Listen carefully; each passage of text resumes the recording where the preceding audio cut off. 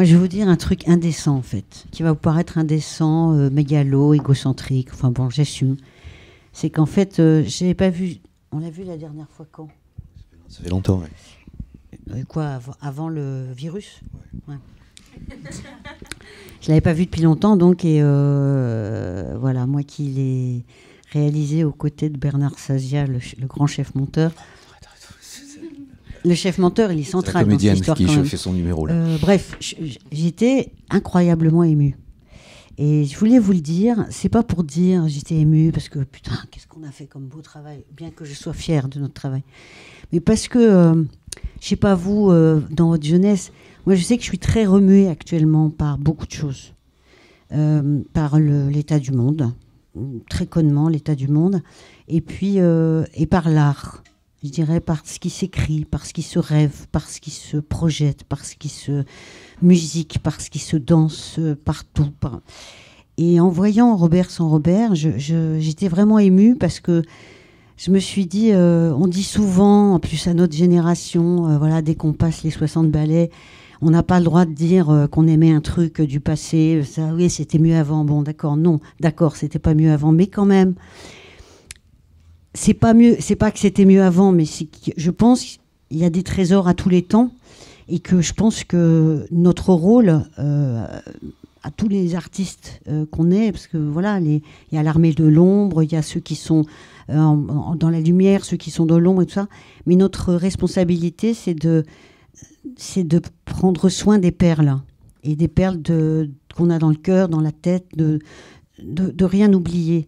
Et voilà, dans Robert sans Robert, j'étais très émue par le travail de Robert Guédiguian et sa troupe, par le temps qui passe sur la ville de Marseille, par le temps qui passe de la société, et par tout ça. Et je me suis dit, je me suis dit en mon fort intérieur, je me suis dit, et eux, qui sont aussi très jeunes, qu'est-ce qu'ils pensent de tout ça, quoi. Allez, salut.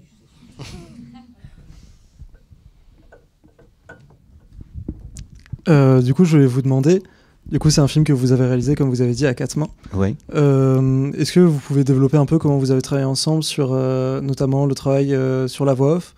Comment vous avez aussi réussi à donner une structure à ça? Parce que c'est vrai que le film il est extrêmement fluide, mais on voit qu'il y a un énorme travail justement pour fluidifier tout ça, pour qu'on le passe d'une séquence à une autre sans qu'on s'en rende compte vraiment et tout.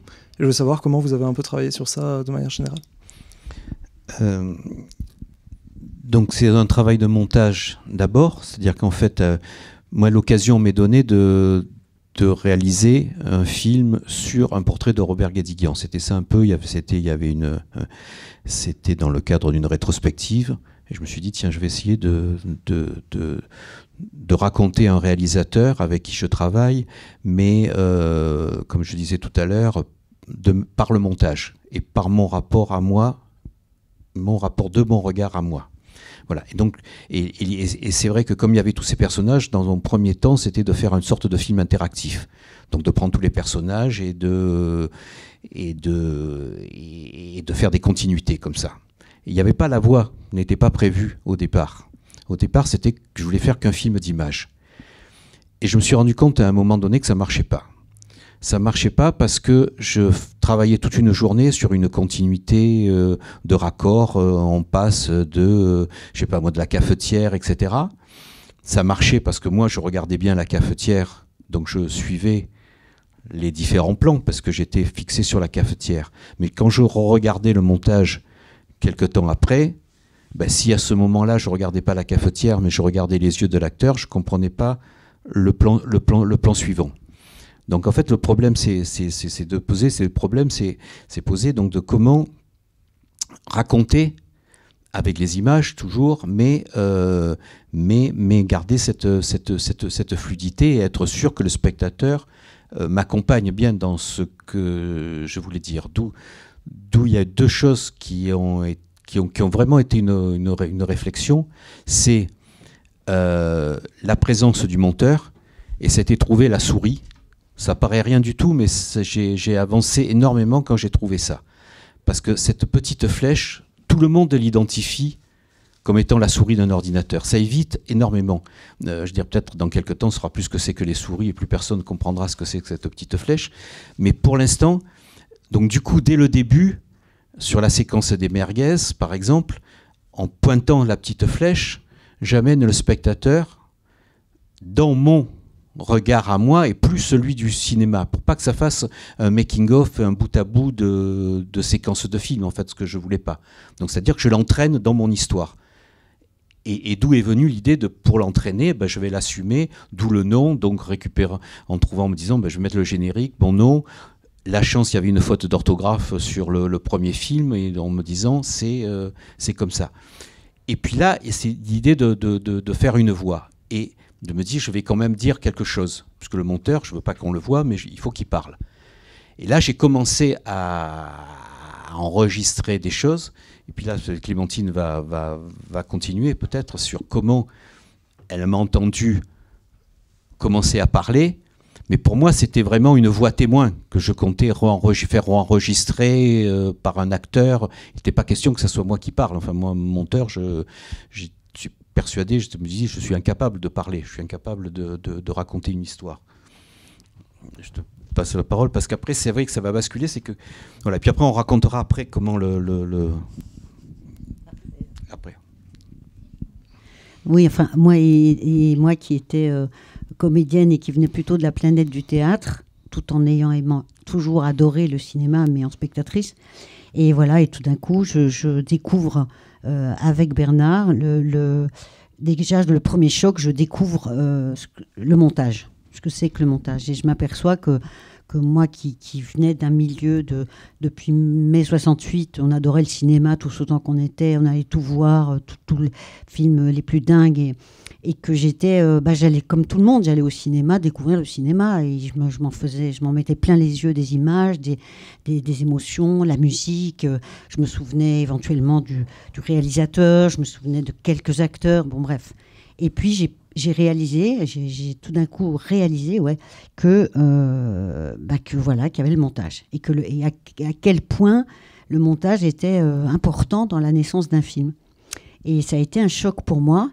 Et moi qui me suis toujours intéressée au théâtre, à ce qu'on a appelé, nous, l'armée de l'ombre, c'est-à-dire tous ces gens qui fourmillent derrière pour qu'un spectacle naisse, pour qu'un film se fasse.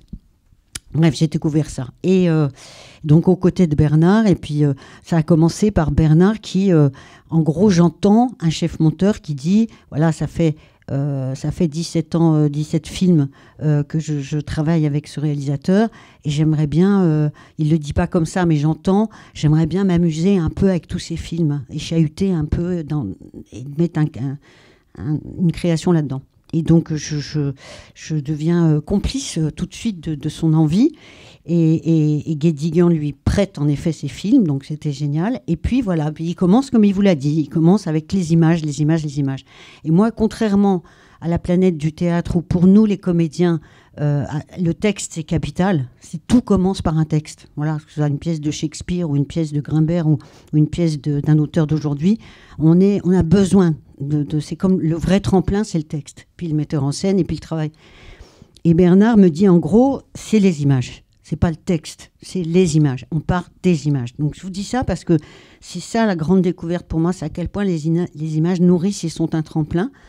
Et puis, en effet, un jour, je reviens, il avait bricolé depuis plusieurs heures tout seul avec sa souris, son montage et tout ça. Et tout d'un coup, j'entends, là, dans la 4L blanche, c'est moi. Je ne sais pas si vous vous souvenez, dans le film, on le voit à un moment arriver sur un quai dans la 4L blanche, et il dit, là, c'est moi, je vais distribuer la paye aux ouvriers, je suis acteur, mais je ne veux pas être acteur. Et là, j'ai un choc.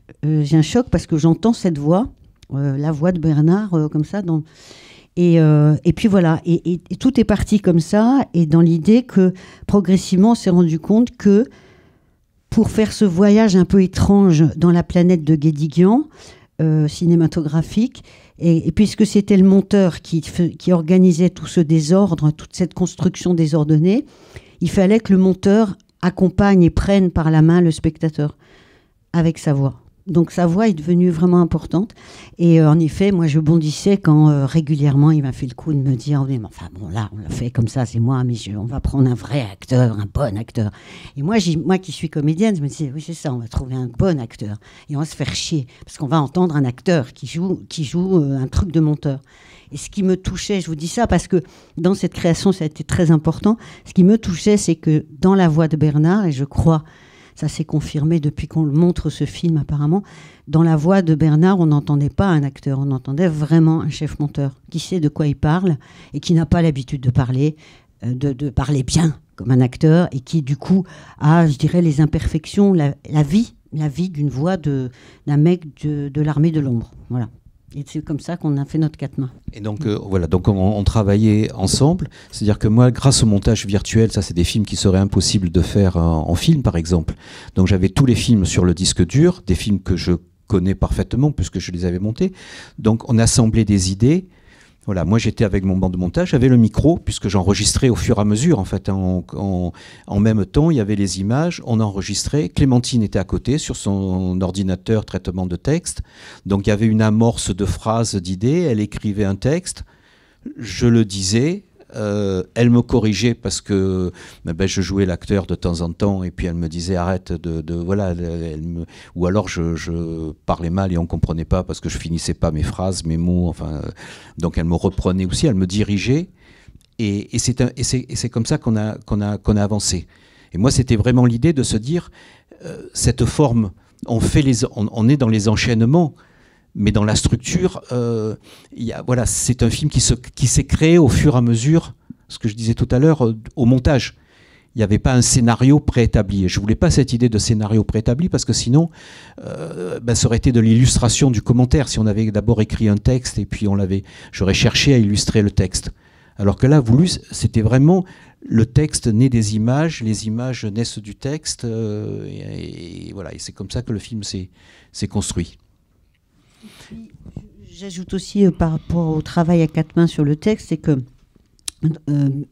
Bernard étant le chef-monteur de Guédiguian depuis si longtemps, il avait quand même des tas de choses à dire sur Marseille, sur ce cinéma, sur les acteurs, il avait des choses à dire sur leurs relations. Moi j'adore ce moment-là, on a mis du temps à trouver Bernard en monteur et dans l'image et au texte et tout ça, mais cette séquence où on dit la voiture c'est la salle de montage et je vois arriver et Robert regarde mon premier montage, c'est la voiture qui rentre dans la rue, c'est métaphoriquement je trouve ça très beau comme transposition, et là par exemple c'est un bon exemple de ce que Bernard avait envie de dire sur leur relation. Et puis moi, j'ai eu des pensées qui me sont venues à force de travailler dans la planète de Guédiguian et par rapport à ce cinéma-là et par rapport au chef-monteur aussi. Donc progressivement, on a aussi tissé des désirs et des envies de dire des choses par rapport à tout ça. Et oui, ce que je rajoute, c'est que Clémentine est comédienne, mais aussi auteure. Elle a écrit des pièces de théâtre, et donc elle a mis dans le monteur des mots que moi, le technicien, j'aurais pas utilisés. Donc en fait, il y a une poésie, il y a quelque chose de très poétique qui ne sont pas les mots. Et ça, on le voulait aussi. Ça a été rapidement un désir commun de se dire on ne va pas prendre simplement les mots d'un monteur qui expliquerait de manière technique et froide, mais on va rentrer dans des mots qui sont nos mots à nous, en fait, d'une certaine manière, qui sont justes techniquement, mais qui reflètent aussi toute la poésie de Clémentine, son imaginaire, Voilà. Et donc c'est en ce sens que ce texte s'est créé. Est-ce que vous avez des choses à dire, vous? Si vous n'avez pas aimé, détesté, si vous êtes énervé, vous êtes endormi? Merci. Ouais, c'est vrai que je trouve ça très touchant, moi, de découvrir des personnages comme ça qu'on connaît de visage aussi en tant qu'acteur, et de les découvrir comme ça, tous à se filer, et de les voir grandir aussi à travers un autre regard que celui qui les a écrits à l'origine. Je trouve ça très touchant, c'est vrai. Et de voir aussi toutes ces époques qui se suivent, qui se mélangent, je trouve ça vraiment un très joli geste. Et je me posais la question justement de combien de temps ça avait pris l'élaboration de tout ce mélange. Est-ce qu'il y avait beaucoup de retours avant, arrière? Est-ce qu'il y a eu beaucoup de remaniements? Ou alors est-ce que ça a été Non, non, non, je veux dire, des films pareils se font, il n'y a pas d'argent, ça se fait le soir ou des journées de libre, en fait, hein, parce qu'il y a... Donc du coup, ça a pris du temps. C'est vrai que je crois qu'on a à peu près 2 ans et demi pour le faire, mais on n'a pas travaillé pendant 2 ans et demi. En tant qu'intermittent, dans nos intermittences et dans les temps où on ne travaillait pas, on s'y mettait et on a avancé comme ça. En plus, c'est très long à faire parce que il faut travailler par couche, en fait. C'est-à-dire, par exemple, dans les premiers montages, c'est très long. On peut pas y arriver du premier coup, à arriver à trouver ça. Donc, il y a des associations qui se font. Donc, toute une journée, on va partir dans une piste et ça nous amène trop loin et trop ailleurs. Et donc, à un moment donné, il va falloir remonter ce qu'on a déjà imaginé pour essayer de le faire rentrer dans le film. Donc, c'est vrai, mais comme souvent le montage, enfin là c'est le monteur qui parle. Moi je pense que le montage, il faut du temps. Je veux dire, en fait, ce que souvent les productions ont du mal à comprendre, c'est qu'on peut monter un film en 15 jours, 3 semaines. Techniquement c'est possible. Mais moi je le vois vraiment à quel point on bonifie un film quand le film est déjà là, mais qu'on a ce temps, on est rassuré et qu'on va aller rechercher une prise de comédien, aller travailler un personnage, aller travailler une continuité de personnage. Donc le montage, c'est des différentes couches. On ne peut pas arriver à la forme définitive du premier coup. Il faut d'abord faire des montages un peu plus longs, il faut se planter, revenir. On se rend compte quand je dis si on mettait le début à la fin, mais c'est vraiment une question qui se pose très très souvent au montage. Est-ce qu'il faut dire les choses? Est-ce qu'il faut voir les choses et les dire après? C'est d'ailleurs là, dans le texte, c'était vraiment une question. Est-ce qu'on dit, on montre les images? Est-ce que c'est les images qui amènent le texte? En fait, c'est ce qu'on fait, c'est ce qui arrive sans cesse au montage. Donc voilà, donc c'est ce temps-là. C'est vrai que c'est des films qui prennent beaucoup de temps. Et voilà, l'autre qu'on a fait après, c'est Moki sans Moki, là, qu'on passe au Nova. Bon, mais après, là, pour l'instant, on a arrêté. On voulait peut-être en faire un autre. Parce que il faut des cinéastes qui ont beaucoup voilà, on voulait en faire un sur Lelouch, par exemple. Mais c'est un travail de fou, quoi. C'est un travail de fou et il y a... Voilà. Pas de fou, mais c'est un beau travail, ça vaut le coup. Oui, ça vaut le coup. Oui. Mais ça prend du temps, vraiment. Et je posais aussi la question, je ne sais pas du tout comment vous avez l'habitude de travailler en montage, si vous prenez des notes ou pas. Mais est-ce que par exemple vous avez ressorti des notes que vous aviez écrites lors du montage de ces films-ci? Non. Est-ce que c'est bon? Non, moi je suis resté... Non, je voulais, grâce au montage, que les images viennent de la mémoire et de l'instinct, en fait. Je veux dire, une sorte d'écriture, je me disais, au contraire, je veux qu'il y ait une image. La chance, connaissant les films et grâce au virtuel, j'allais tout de suite à l'image. Enfin, en quelques secondes, l'image pouvait apparaître. Donc je voulais qu'il y ait vraiment ce travail-là. Mais même en montage, moi je pense que quand je monte, même avec un réalisateur, je veux garder cette spontanéité. Pour moi, c'est important de ne pas être dans l'écrit. Je prends de moins en moins de notes, même dans ma manière de faire. Maintenant, c'est mon assistante presque qui prend des notes, qui lit les différents rapports, qui fait un premier montage. Et moi, je veux être dans cette matière. Quand je suis avec un réalisateur, c'est le temps où je vais être à l'écoute du réalisateur, de réagir avec lui, etc. Mais je ne veux pas être enfermé dans des notes ou des intentions que j'ai pu avoir et que je veux défendre vis-à-vis du réalisateur ou là vis-à-vis du film. Voilà, donc il s'agissait d'oublier, il ne s'agissait pas de remonter les films, c'était le danger, c'est ce qu'on pouvait craindre, c'était pas il y a des films que je me dis que je me suis raté, que j'aimerais remonter, il y a des choses comme ça, mais là c'était pas le cas, c'était pas remonter les films, c'était vraiment trouver un nouveau film en considérant que l'ensemble des films de Guédiguian étaient les rushs de mon film. Et du coup, pardon, vas-y. Je vais d'abord réagir à ce que vous dites, Clémentine, juste pour dire que je pense que ce que vous pointez au niveau de l'émotion, moi personnellement, ça m'a aussi beaucoup touchée et je pense que ça traverse les générations. Enfin, j'ai également ressenti ça et ça m'a beaucoup touchée. Et aussi, ce que j'apprécie, c'est souvent dans ces tribus, chez les réalisateurs, réalisatrices, j'aime bien avoir la sensation que les personnages, ils existent en dehors des films. Et c'est une drôle de sensation hyper agréable que là, on ressent énormément. Et c'est un peu ce que ressent le monteur quand il monte, qui rêve de ses personnages la nuit, faisant d'autres trucs et tout. Et là, en enregistrant, ça m'a beaucoup touchée aussi. Et je voulais poser une question par rapport au temps de montage. Donc, je voulais savoir, est-ce que vous avez eu des doutes? Parce que je sais, c'est... Ah bah complètement. Non, mais il y a des doutes, oui. Non, mais en plus, personne nous attendait. C'est-à-dire que sur un film pareil, c'est-à-dire que on aurait pu s'arrêter à tout moment. Il n'y avait presque aucune obligation de finir.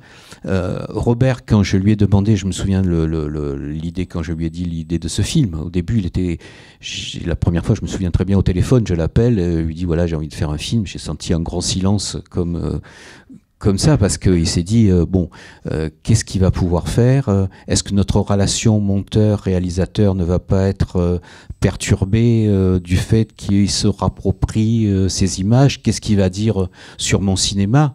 Est-ce que ça, c'était l'autre danger? À un moment donné, je ne voulais pas devenir l'explication du cinéma, je dirais, et l'explication de ces films. C'était... Et quand je lui ai montré, après quand on lui a montré le film à la fin, on était un peu inquiet parce que je veux dire voilà, si tout d'un coup ça lui plaisait pas, l'histoire ça n'expérience rien, il pouvait bloquer le film sans aucun problème. Et il adorait le film. Et il a adoré le film et on en a parlé parce que justement j'étais pas dans l'explication.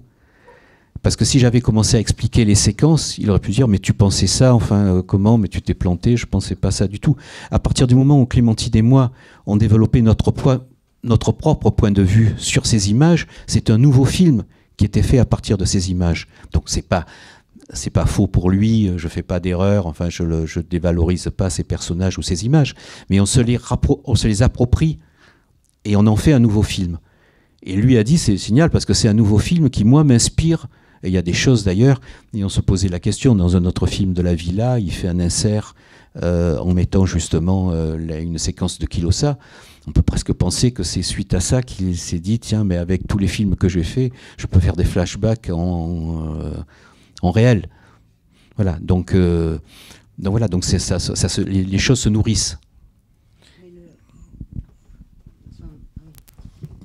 Mais quand même, sur la question des doutes, je me permets de dire que Guédiguian, il n'a pas formulé les choses comme toi. C'est toi qui t'inquiétais de ce que Guédiguian pouvait s'inquiéter. Et que moi, ce qui m'a frappé, c'est ça aussi, c'était magnifique à voir. Moi, je suis désolée, mais j'ai besoin de le dire.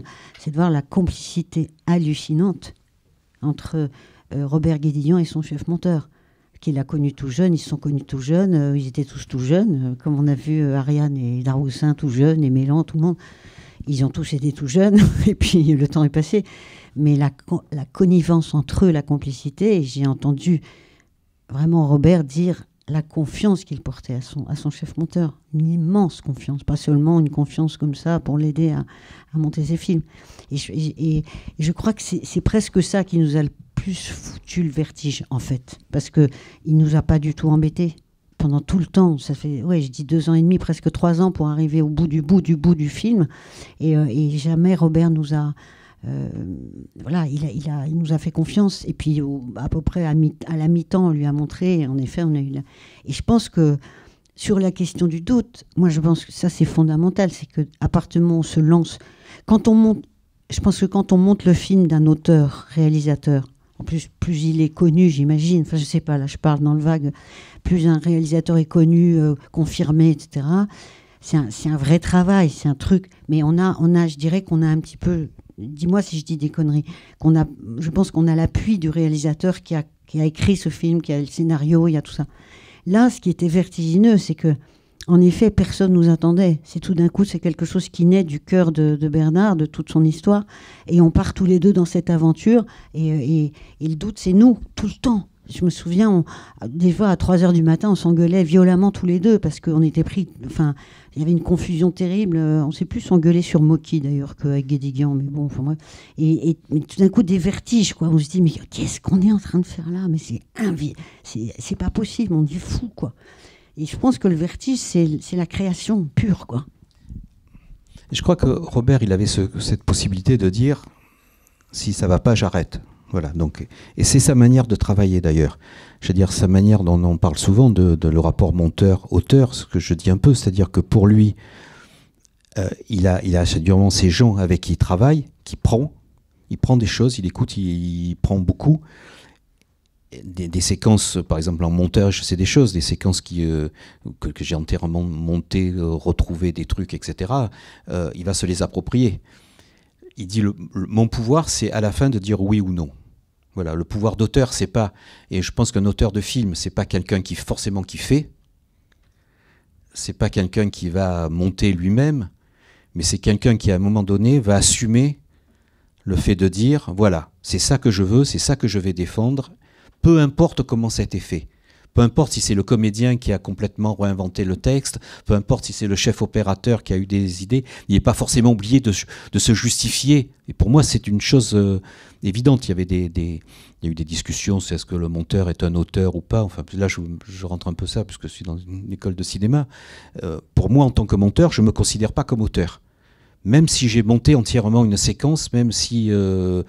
voilà. Mais à un moment donné, parce que voilà, c'est pas moi qui ai ce qu'on appelle ce final cut, cette décision finale. Sur Robert sans Robert, Clémentine et moi, on est les auteurs. Par contre, on n'a pas tourné les images, on n'a pas dirigé les comédiens, mais on se considère comme auteur du film. Voilà. C'est parce que effectivement, la décision de mettre tel plan ou tel autre plan, on l'a prise et on l'assume devant vous. Je veux dire, à un moment donné, il y a ce moment avec un réalisateur où il dit, ce plan, moi, mon rôle de monteur, je prends un exemple simple, c'est de dire, tu crois pas que là, c'est un peu trop long, là, il manque quelque chose et tout. À un moment donné, il va dire oui ou non. Et s'il dit, je m'en fous, je mettrai ce plan-là, il va l'assumer après vis-à-vis de la critique de la presse. Soit, il a raison et tout le monde va dire, c'est quand même génial ce plan qui est trop long, il est plus long que prévu et justement, c'est ça qui donne l'émotion ou la force du film.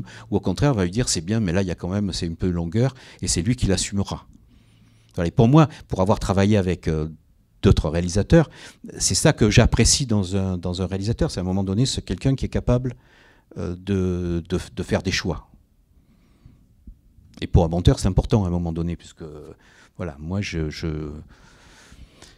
c'est lui qui à un moment donné. Donc moi, et c'est mon travail avec Robert, comme avec d'autres réalisateurs, c'est-à-dire que moi, je peux pousser le bouchon le plus loin possible, justement en le poussant lui justement dans des extrêmes ou dans des choses à moi, en me disant que quand ça va pas lui plaire, il va arrêter. Et mon rôle de monteur, comme je crois que les rôles de technicien, ça peut être aussi de chef opérateur ou tout, c'est ça, c'est avec notre propre personnalité, d'aller le plus possible dans notre personnalité. Si on a été choisi, c'est parce qu'aussi il attend quelque chose de nous. Donc c'est d'aller le plus loin, voilà, d'aller le plus loin possible.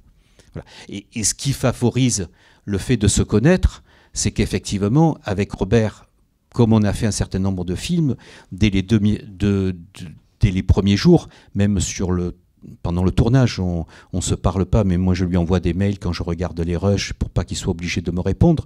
Je puis dire des choses bizarres, étranges, sans qu'il me vire.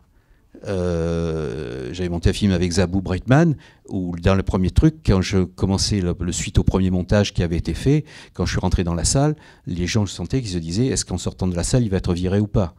Voilà, parce que bien évidemment, on ne se connaissait pas. Et si la proposition que j'ai faite, si tout d'un coup la réalisatrice en disant mais il ne comprend pas mon cinéma, qu'est-ce qu'il me fait comme proposition, on ne va pas pouvoir travailler ensemble, ça peut devenir vraiment rapidement catastrophique au montage. Donc c'est pour ça que Scorsese a travaillé avec sa monteuse et tout. C'est-à-dire que quand il y a cette connivence dans la salle de montage, ça permet de dire des bêtises. Voilà, ça permet de se lâcher. Et le rôle de monteur, c'est de dire des bêtises. D'une certaine manière, c'est de dire des choses, voilà, parce que c'est de ces bêtises, de ces trucs un peu extrêmes, que le réalisateur va faire un choix et va être amené à se définir. Et du coup, dans le film, on voit que vous avez également occupé la position d'assistant réalisateur. Du coup, c'était aussi dans la troupe, mais à un autre poste. Et je voulais savoir si vous pouviez en parler un peu. Oui, donc c'est-à-dire que sur les premiers films, donc sur Dernier été, les Derniers étés, c'est quand je suis là, je suis en première année de l'IDEC et c'est un stage, je fais mon stage. C'est un stage monteur qu'une Suzanne Durand-Berger, qui était une grande script, me dit, il y a un film Fauché qui se fait à Marseille, c'est peut-être pas mal que tu ailles... voilà, je connais le réalisateur, vas-y. Donc c'est vrai que je l'ai... voilà. Entre-temps, après, je finis l'IDEC, et là j'hésite entre assistant réalisateur et monteur en sortant, puisque... contrairement à la FIBIS ou ici, je veux dire, il n'y avait pas de spécialisation vraiment très, très marquée à l'IDEC. C'était plus un tronc commun. Il y avait un peu opérateur, un peu monteur, mais c'était pas très, très, très précis. Donc, en sortant de l'IDEC, je fais en même temps du montage et de l'assistant à la réalisation. Donc, sur Rouge Midi, le second film là, d'époque, je suis là, premier assistant réalisateur sur ce film-là. Et puis sur le troisième, Kilosa, là, il y avait tellement peu de moyens qu'on était 6. Et là, j'étais script, assistant réalisateur, et c'est le premier film que j'ai monté. Les 2 premiers films, je ne les ai pas montés. Voilà. Et c'est là où je fais le choix, moi, à un moment donné, entre le monde voilà, et je continue à ne pas aller sur les tournages, à avoir horreur des tournages, à me dire que moi, ma place, c'est... j'aime pas la vie de tournage. Voilà, au revoir. Voilà, en tant qu'assistant réalisateur... voilà, je préfère cette discussion, cette conversation dans l'intimité de la salle de montage avec un réalisateur plutôt que sur un tournage. Donc après Kilosa, voilà, j'ai vraiment arrêté complètement d'aller sur les tournages et l'assistant à la réalisation, j'en ai plus. Là, dans le film, là, il y a une séquence où les images ne viennent pas directement des rushs des films terminés, mais c'est dans l'Armée du crime, mais c'est des rushs du film non étalonnés avec clap, etc. Est-ce que j'imagine que la tentation pouvait être forte de plus utiliser ce genre d'image, parce qu'il pouvait y avoir des jeux qui racontent autre chose sur le montage, avec peut-être différentes prises d'une même scène, etc. Est-ce que c'est volontairement que vous l'avez réduit à une seule séquence pour pas trop rentrer là-dedans, parce que ça aurait fait un autre film, ou est-ce qu'il n'y a même pas eu cette tentation-là? Non, il n'y a pas eu, parce que je ne voulais pas remonter les films. Voilà, je voulais vraiment partir des films terminé. Voilà, je mis juste dans cette séquence parce que je voulais expliquer le cinéma. C'est-à-dire ce film, c'est peut-être en le regardant, c'était ça que je me disais aujourd'hui, c'est qu'en fait, il y a plein de pistes. Peut-être il y en a trop d'ailleurs, parce que c'est un film qui était assez mal défini. C'est-à-dire qu'à la fois, je voulais expliquer le montage, je voulais parler de mon rapport avec Robert, et je voulais commencer avec Clémentine à raconter mes propres histoires à partir des films, faire du mash-up, du found footage. Donc du coup, il y avait aussi le côté très pédagogique que je voulais à un moment donné. C'est que, et le film s'était expliqué parce que je me suis rendu compte que les gens ne savaient pas ce que c'était le montage, et je voulais donc montrer ce que c'était que le montage. Donc c'est pour ça que j'ai choisi ces scènes de l'Armée du crime, où là on voit le clap et où on voit ce que c'est que des rushs. Mais je le montre parce que c'est des rushs qui servent mon propos, pas dans l'idée de remonter la séquence de l'Armée du crime. Ça serait un autre travail, et puis ça, je pense que ça aurait été même dur, difficile de me dire je vais remonter. Voilà, ça c'est quelque chose qui doit être épouvantable, remonter un film qu'on a monté. Par contre là, moi, c'est pour ça que c'était vraiment de partir des films terminés, quoi. Voilà, c'est ça qui était de se dire que, mais ça c'est les idées, de se dire que, et ça c'est des idées que j'ai travaillées par la suite. Dans des films plus ou moins expérimentaux, c'est de se dire, voilà, il y a tellement de films maintenant qu'on peut imaginer des films à partir des films existants. On peut raconter des histoires d'amour à partir de toutes les histoires d'amour qui ont été racontées, ou autre chose. Et voilà, et parce que ça, en film, c'était pas possible parce qu'il fallait couper, on pouvait pas faire des inters positifs, négatifs, etc. Le montage virtuel permet de dupliquer les images, de les avoir facilement, de les recopier facilement. Donc voilà, moi ça m'intéresse bien de faire des films écologiques, je dis en plaisantant, de récupération, quoi. Je veux dire, bon, ça a déjà été tourné, pourquoi le retourner, pourquoi redépenser de l'énergie pour le tourner? On le récupère et on l'adapte. Ça, c'est ma position à moi. C'est que ce que je trouve intéressant aussi dans le fait d'avoir démonté ce qui avait déjà été monté, c'est que c'est aussi une manière, d'ailleurs on l'a éprouvé quand on a fait une tournée en France avec Robert sans Robert, dans différentes villes, différentes salles de cinéma, différents publics. C'est que c'est une manière aussi de revisiter une œuvre de revisiter un auteur, de revisiter. C'est une belle manière pour ceux qui... Par exemple, ce qu'on a éprouvé plusieurs fois, il y avait ceux qui connaissaient pas du tout Guédiguian et qui, du coup, avaient voilà, une espèce de voyage comme ça, comme une initiation à la planète Guédiguian. Ceux qui le connaissaient, mais qui le détestaient parce qu'ils avaient vu 3 films, qui trouvaient que Robert Guédiguian était un chieur communiste qui vous fait la morale, et puis qui nous disait en fin de Robert sans Robert, ah bah ça m'a donné envie de revoir, je vais peut-être aller revoir certains films. Et puis ceux qui adoraient Guédiguian et qui venaient. Et je dis ça parce qu'il y a cet élément aussi, éventuellement, comme dit Bernard, moi il me parlait de recyclage et de ça c'est le vrai mash-up, c'est-à-dire s'amuser complètement, être complètement libre et de raconter tout ce qu'on a envie de raconter. C'est vers ça que Bernard va, et moi j'aimerais bien aussi aller de plus en plus vers la liberté de création par rapport à une œuvre déjà construite, alors que là on est quand même très respectueux de Robert Guédiguian et de la relation que son chef monteur a avec lui. Et peut-être que si on a une attitude de liberté absolue sur un cinéaste, je dis n'importe quoi, si on démontait complètement Fellini et qu'on le remontait pour raconter ses propres trucs aujourd'hui, en 2023, ce serait intéressant aussi. Mais là, ce que je trouve bon en le revoyant en plus, c'est que je trouve que c'est un très bon outil de dire à un public, tenez, je vous présente Guédiguian et sa planète et sa tribu, quoi. Mais c'est vrai que ce travail-là ne serait pas possible avec tous les cinéastes. Il y a des cinéastes qui ne supporteraient pas qu'on touche leurs images. Ça, c'est Robert le permet, mais j'ai travaillé avec d'autres cinéastes qui n'accepteraient pas que tout d'un coup, quelqu'un récupère, recoupe leur plan. Voilà, voilà, c'est lui qui accepte ça. Je veux dire, je sais que je ne le proposerai pas à d'autres. Parce que il accepte de moi aussi, bien sûr, parce qu'il le donnerait, bien sûr, parce qu'on se... Est-ce que dans la salle, il y avait des gens qui ont déjà vu un ou plusieurs films de Guédiguian, par curiosité? Est-ce que... Quoi? Moi, j'ai vu Gloria Mundi, Il est juste du kilo. Et j'avais vu par extrait des...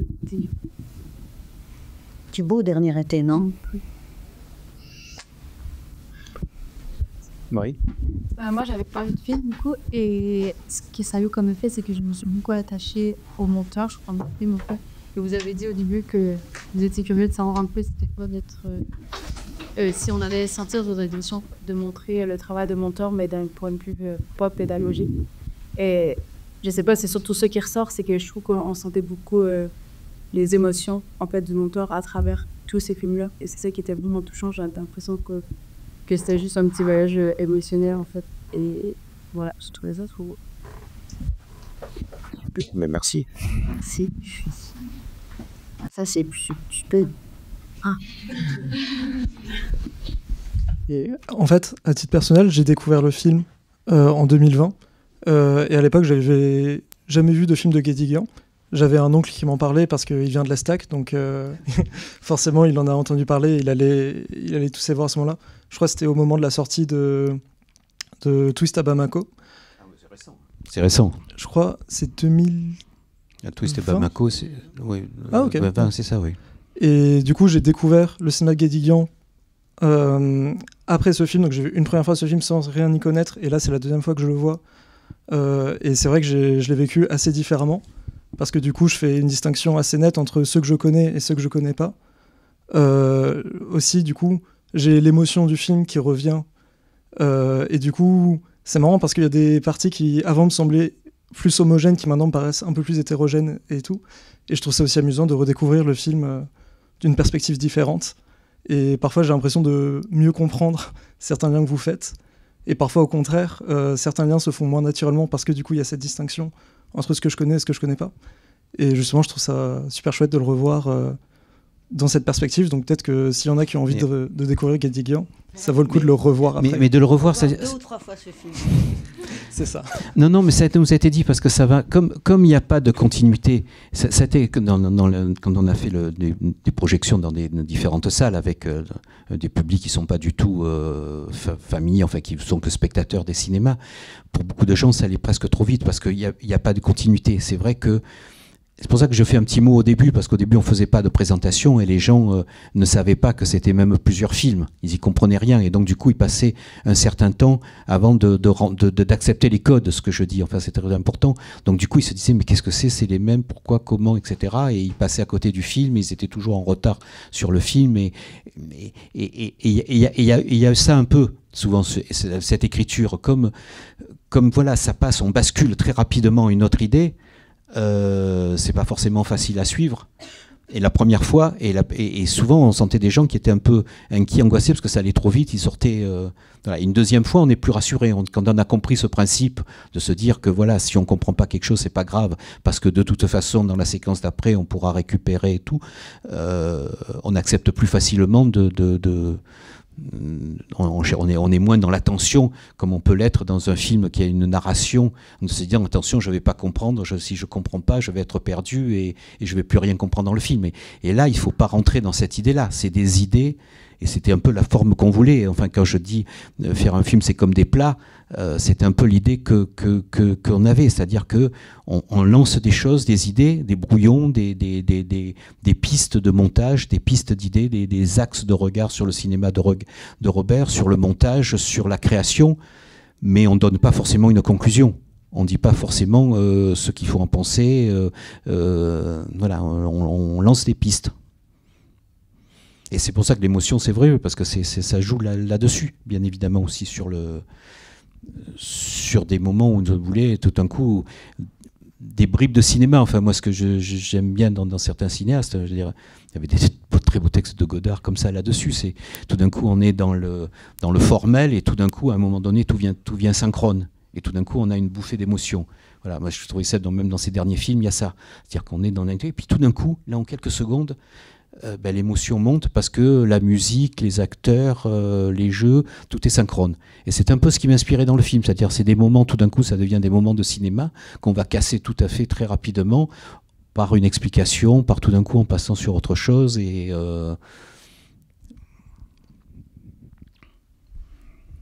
c'est vrai que vous dites que de manière générale, quand on n'est pas à l'intérieur, on a un peu du mal à comprendre le rôle du montage et tout.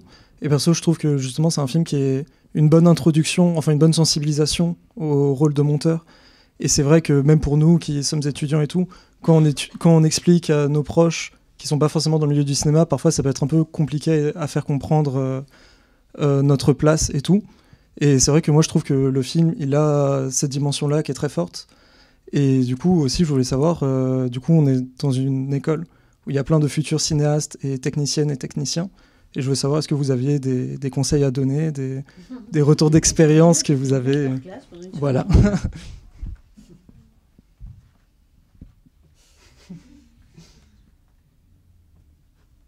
Je crois que j'en ai déjà un peu donné, quoi.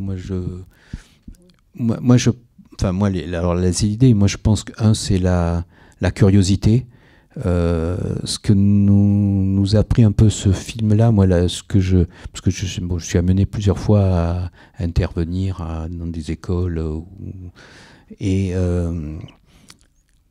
ce que je regrette parfois un peu, c'est la curiosité. C'est-à-dire que quand j'ai commencé à faire du cinéma, moi je suis pas du tout cinéphile. Avant, je faisais autre chose. Je suis pas du tout d'une famille qui est cinéphile. Donc j'ai vraiment, quand je suis arrivé à Paris et avant que je rentre à l'IDEC, j'avais absolument aucune culture cinématographique véritable. Mais à un moment donné, quand j'ai commencé à vouloir dire je vais en faire aussi mon métier, j'ai eu une curiosité d'aller voir toutes sortes de films, d'aller voir différents films. Après, on aime ou on n'aime pas, mais il y a cette curiosité-là. Voilà.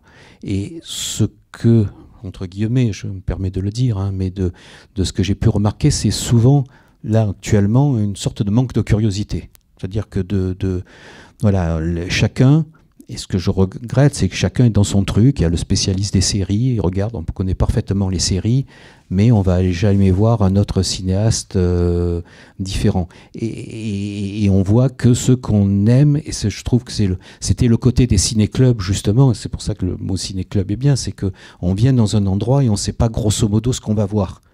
Alors que de plus en plus, on va au cinéma parce qu'on a lu de la presse, parce qu'on sait ce qu'on va voir. Voilà, moi c'est le danger des réseaux sociaux et tout, c'est qu'on est dans une bulle et on est complètement avec les gens qui pensent comme vous. Et les réseaux, voilà. Et moi je pense que c'est très important d'aller voir des choses, d'être curieux, d'aller voir des films différents, parce qu'en plus c'est ça qui va vous nourrir complètement, enfin, moi en tant que monteur, dans mon travail avec des réalisateurs. Parce qu'avec des réalisateurs, voilà, pour travailler avec des réalisateurs différents, il faut qu'on ait des bases, des réflexions, des plans, des films, des choses comme ça à voir. Et et donc voilà, donc moi c'est il faut aller voir des films différents, voilà, de se dire, moi voilà, et ça m'a servi de me dire, voilà, je prends des films, même un film français chiant, qu'on peut penser chiant, emmerdant et tout, on va en voir un petit peu et après on aime ou on n'aime pas, je veux dire, et on critique ou pas, je veux dire, on se définit même contre quelque chose, c'est aussi important. Mais c'est cette curiosité-là qui est importante. Et curiosité après aussi de rencontrer des gens. C'est-à-dire que quand je suis venu à Paris, c'est de la curiosité d'aller rencontrer, essayer de rencontrer des monteurs, réalisateurs, enfin d'échanger avec des gens. Ça aussi c'est important, de ne pas rester dans sa bulle ou dans son confort, de se mettre en inconfort d'une certaine manière en allant vers les autres. Voilà, enfin, moi c'est ça qui m'intéresse et que je trouve important. Après, moi, ce que j'aime, c'est effectivement des cinémas, le cinéma de Robert, comme après on va réaliser ce film sur Mookie, c'est des cinéastes un peu particuliers, qui sont un peu à la marge, qui moi m'intéressent bien, parce qu'ils sont dans le système.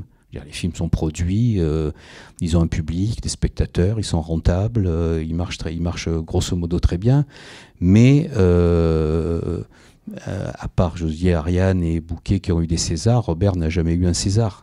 Voilà, parce que c'est pas un cinéma qui est reconnu dans le monde du cinéma. C'est pas le cinéma de Canal, c'est pas les bons codes, c'est pas les bons personnages. Moi, j'aurais jamais un César du montage parce que je suis pas dans la bonne case. Voilà. Et ce que j'insiste, c'est effectivement cette curiosité d'aller voir des cases différentes. Voilà, je sais, c'est une...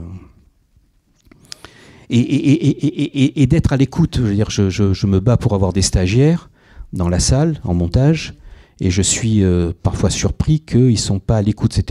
Je vous parlais de Zabou tout à l'heure, mais j'avais m'étais battu, c'était sur Ce souvenir des belles choses, c'était un film il y a quelques années. Je m'étais battu pour avoir un stagiaire, et je sentis rapidement qu'il n'était pas à l'écoute. Le soir, il partait rapidement, il ne restait pas dans ces moments après le montage, où on va boire un verre, et c'est là où les choses importantes se disent. Ça ne se dit pas forcément dans une salle de montage, c'est au repas du midi, c'est en buvant un coup le soir après la salle de montage. C'est là que se disent des choses qui vont nourrir le travail. Voilà, et c'est d'être réceptif à ça. Et quand je prends des stagiaires et qu'au bout de 5 minutes, ils sont sur l'ordinateur derrière, à essayer de faire leur propre truc, ou à se mettre sur les réseaux sociaux, ou à envoyer des petits trucs, et qui ne sont pas là en train d'écouter ce qui est en train de se passer, et de ne pas comprendre pendant une demi-journée les enjeux qui sont en train de se passer là entre un monteur, un réalisateur et un film, je trouve ça un peu dommage.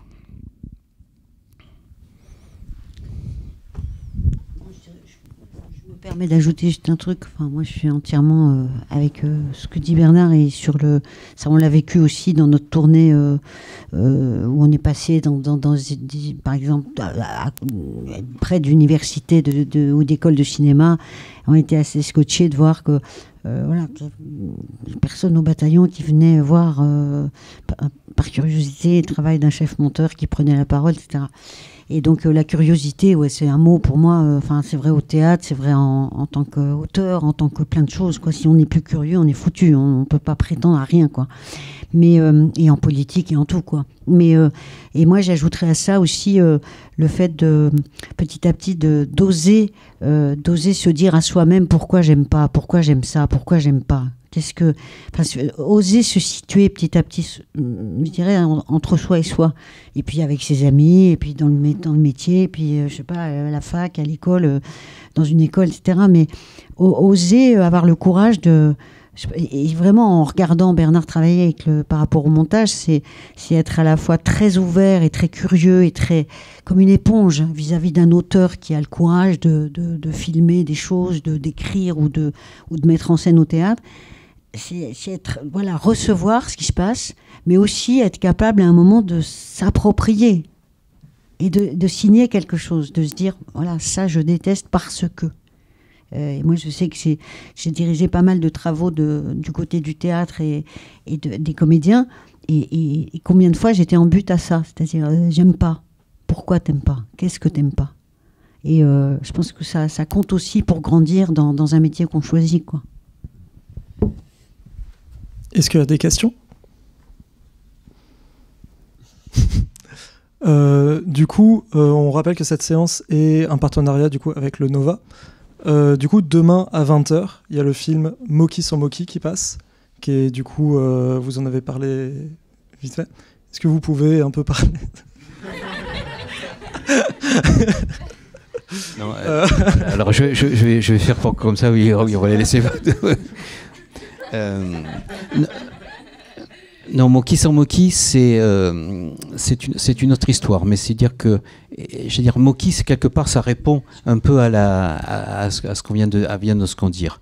Moi, ce qui m'intéressait dans le cinéaste Moki que j'ai rencontré comme ça dans un festival, c'est que justement, c'est ces gens qui sont pas formatés. Voilà, ça c'est mon grand combat, et je refais un petit peu ce que j'ai vraiment vu depuis que j'ai commencé, c'est de plus en plus ce formatage qui existe de plus en plus. Et les gens, et les idées un peu bizarres, les gens un peu fous, les gens un peu sont canalisés par...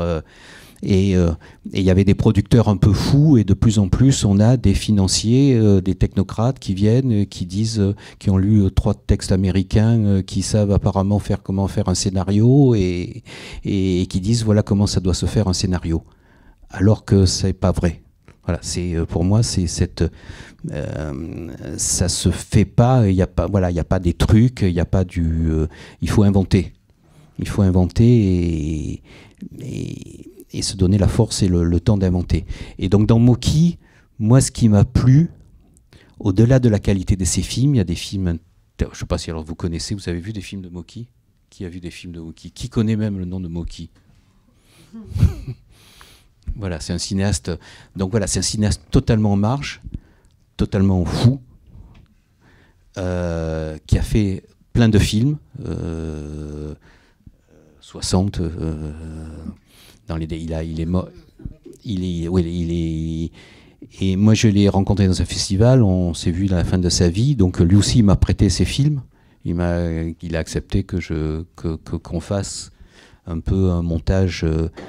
Et là, l'idée de Moki sans Moki, c'est plus de raconter une histoire. On est moins dans l'idée de se définir du montage, mais c'est de profiter de ce cinéma complètement comment dire, exubérant, et qui est à la limite totalement de ce qu'on peut dire ou de ce qu'on peut pas dire. Voilà, Moki, il a cette frontière. On en reparlait là, on vient de se dire, actuellement c'est le rôle de par exemple féminin, masculin, des genres, enfin qu'il y a des questions qu'on se pose, on se dit là maintenant il pourrait plus, là il pourrait, là ça serait plus possible, là ça serait, voilà. Et Moki de toute sa carrière, il est sur cette marge-là, cette frontière-là de ce que on peut faire ou on peut pas faire au cinéma. Et voilà, c'est ce qui m'intéressait dans ce cinéma-là,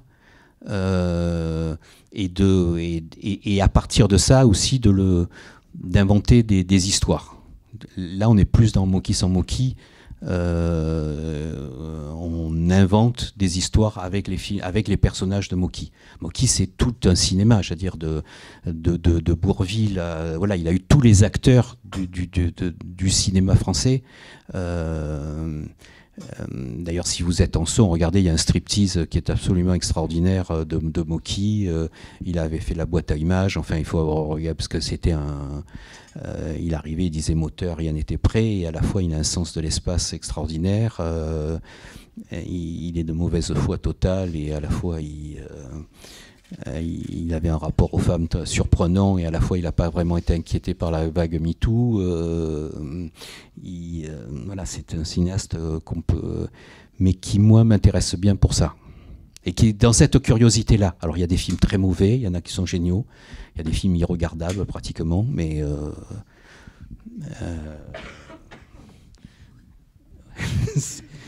donc voilà, on a eu ce point commun, ce qu'on disait avec Justin quand Mocky était venu. Justin avait regardé aussi tous les films et en raison de 2 par jour à un moment donné pour se dire mais qu'est-ce qu'il y a dans ce cinéma, et on passe par toutes sortes d'étapes quoi, de se dire ça c'est génial en se disant non ça c'est pas possible. C'est important de connaître. Là, par exemple, quand Bernard disait qu'il faut être curieux, même si on n'aime pas. Tous les gens qui s'aventurent vers l'apprentissage du cinéma, je vais aller vers un métier du cinéma et tout ça, je pense que c'est incontournable de connaître un petit peu un mec comme Jean-Pierre Mocky, un cinéma comme celui de Jean-Pierre Mocky, parce qu'il est vraiment très symbolique d'une époque. D'une liberté cinématographique impressionnante, et comme c'est aussi un personnage qui peut être très désagréable, insupportable par certains côtés, mais aussi passionnant. Et je pense qu'on apprend, et je suis sûre que quand qu'on veuille être chef monteur ou chef op ou réalisateur, découvrir ce cinéma-là, c'est vachement intéressant. Ne serait-ce que pour se dire, moi je ferais pas comme ça. Non, voilà. Après, l'autre raison, moi, puisqu'on est sur une histoire de montage, moi, c'était aussi ce qui était une des origines du film. Ce que je disais, c'est le côté monteur qui est que technicien. C'est-à-dire que la seule chose que je voulais aussi montrer dans ce film, c'est que pour les gens, l'auteur, il a tout dans la tête. Et les techniciens sont là juste pour appliquer ce que l'auteur a dans la tête. Enfin, en tout cas, dans le cinéma européen, américain, c'est un peu différent, et que le monteur, il est là, on lui dit les trucs, et puis il colle, il enlève à la limite les mauvaises prises, les débuts et les fins, mais beaucoup de gens pensent que les films sont presque tournés dans la continuité, en fait, pensent encore. Et donc voilà, donc c'était, moi, une des raisons, c'était ce côté-là, de montrer le côté créatif du montage et le côté qui n'est pas que technicien, quoi. Je veux dire, quand je disais tout à l'heure, je suis pas monteur de tel logiciel et c'était ce que je voulais un peu montrer, et ce que je crois qui est très très important,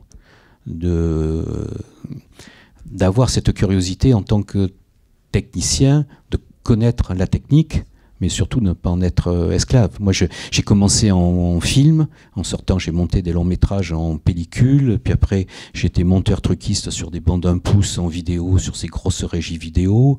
J'ai énormément monté en bêta toutes les bandes. Puis après, je suis passé au virtuel. Et pour moi, j'ai toujours dit que je m'en fous, quoi. Que, je veux dire, j'étais contre cette opposition entre films. C'est pour ça que j'en parle. Maintenant, ça paraît, c'est des choses maintenant quand on a fait le film, c'était important. Maintenant, ça l'est beaucoup moins mais cette opposition entre film ou vidéo ou autre chose comme ça, il faut qu'il y ait ces possibilités de projeter des films, c'est superbe. Mais il y a eu des mauvais films en pellicule, comme il y a des mauvais films de nos jours, etc. Donc, tous ces outils sont des moyens pour moi de créer. Voilà, peu importe les outils. Moi, que ce soit en film, en vidéo, en ce qu'on veut, en virtuel, peu importe quoi, en 2K, en 6K, voilà, quand les gens sont... Qu'est-ce que vous voulez faire un film? Quand on dit je vais le faire en 2K, c'est le premier mot qui arrive, je me dis, attends, comme les gens qui disaient je vais faire un film, je vais le faire en scope, et sachant qu'on ne savait pas trop pourquoi ils voulaient le faire en scope. Donc c'est maîtriser cette technique, mais bien évidemment... ne pas être sujet aux vendeurs de matériel qui pensent que parce qu'on a une bonne caméra, on sait faire un film. Est-ce qu'il y a des questions? Sinon, je pense qu'on va s'arrêter là. Vous avez parlé de votre rapport aux acteurs pendant le film. Et j'aimerais savoir si vous avez pensé à leur montrer, ou s'ils l'ont vu, ou pas du tout. Ah oui, ils l'ont vu. Oui, non, ils l'ont vu. Ils étaient... Ah oui. Moi, je crois qu'ils étaient ravis et que ça les amusait beaucoup. Daroussin, ça l'a beaucoup amusé de se foutre de sa propre gueule à 30 ans j'exagère, 20 ans de différence. Il qui se revoient à leurs âges différents, dans des situations différentes.